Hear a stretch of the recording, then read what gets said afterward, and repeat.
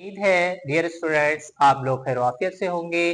तो हमने अपना स्टार्ट किया था मैट्रिक क्लास की जो एक्सरसाइज नंबर और हमने सेट्स एंड फंक्शन चैप्टर हमने स्टार्ट किया था। तो आज इसकी एक्सरसाइज नंबर हम जो है 17.1 का सेकंड क्वेश्चन हम सॉल्व करने जा रहे हैं। तो हमने यहाँ पर सबसे पहले क्या करना है, हमने बताना है कि right the following sets into set builder form. हमने इसे बिल्डर फॉर्म में कन्वर्ट करना है।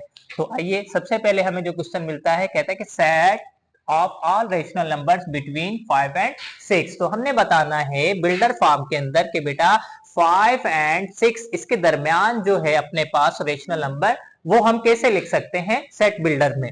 तो अब हमने यहाँ पे लिखा है कि a is equal to X such that X belong to rational number. तो क्यू यहाँ पे रिप्रेजेंट करता है रेशनल नंबर को, एंड 5 इज ग्रेटर देन, ठीक है, greater than is 5 and less than is 6। तो ये अपने इन दोनों के बिटवीन हमने शो कर दिया रेशनल नंबर्स को, ठीक है। तो इसी तरह अब हमें सेकंड क्वेश्चन हमें मिलता है कि अपने पास है b is equal to 1 2 3 4 6 and 12। तो अब ये क्या है, हमने ये बताना है सेट बिल्डर में। तो हमने यहाँ पे लिखना है कि x such that x is positive divisor of 12। Positive is divisor of 12, ठीक है। डिवीजर पढ़ लें या डिवाइजर, जो आप पढ़ना चाहते हैं। तो अब ये क्या करते हैं, 1 2 3 4 6 एंड 12 ये क्या है, ये क्या डिवाइड करते हैं। 1 का टेबल भी डिवाइड करता है, 12 को 2 का भी करता है, 3 4 6 और 12 खुद भी करता है, ठीक है। तो इसी तरह अब अपने पास जो थर्ड क्वेश्चन दिया गया है वो है 0 कामा प्लस माइनस 1 प्लस माइनस 2, ठीक है। और ये कहां पर एंड होता है, 40 पर। तो इसी तरह अब हम इसको बिल्डर फॉर्म में कैसे लिखेंगे, तो हम इसे लिखेंगे कि x such that x belong to integer. तो अपने पास z जो है ये इंटीजर को शो करता है, एंड ग्रेटर देन इज -40। तो -40 से यहां पर ग्रेटर है, एंड लेस देन इज 40। तो ये बेटा अपने पास -40 से क्या हो गए, बड़े, और +40 से छोटे हो गए, ठीक है। तो हम इस तरीके से इसको बिल्डर फॉर्म में रिप्रेजेंट करते हैं। और इसी तरह अपने पास जो फोर्थ क्वेश्चन दिया गया है ये कहता है कि -4 कामा -2 0 2 प्लस, यहाँ पे प्लस का 4।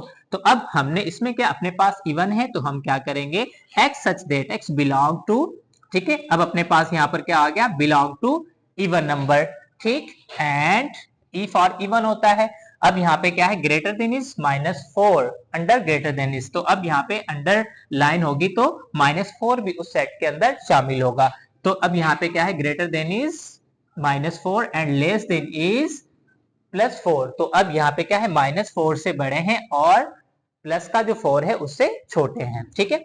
तो इसी तरह अब अपने पास फिफ्थ जो अपने पास क्वेश्चन दिया गया है 1 4 9 16 एंड 25। तो अब ये क्या है, ये हमें नजर आता है कि 1 का स्क्वायर लेंगे तो 1 ही होता है, 2 का स्क्वायर क्या आता है बेटा, 4 आएगा, और 3 का जो स्क्वायर आता है वो क्या है, वो 9, और 4 का स्क्वायर जो आता है वो 14 आता है, और इसी तरह 5 का जो स्क्वायर है वो 25 आएगा।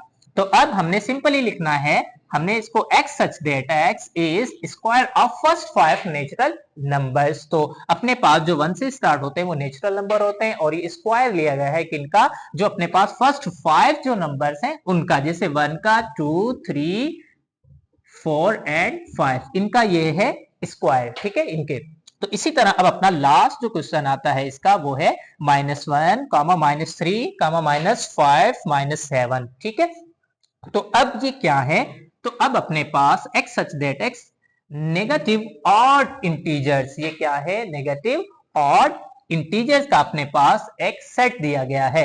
तो उम्मीद है डियर स्टूडेंट्स आपको ये एक सिंपल सा छोटा सा क्वेश्चन जो है क्वेश्चन नंबर 2 समझ में आ गया होगा। तो इंशाल्लाह तो उम्मीद करते हैं फिर हम मिलते हैं अपने नेक्स्ट लेक्चर में। तब तक के लिए इजाजत दीजिएगा और अपना ख्याल रखिएगा। अल्लाह हाफिज।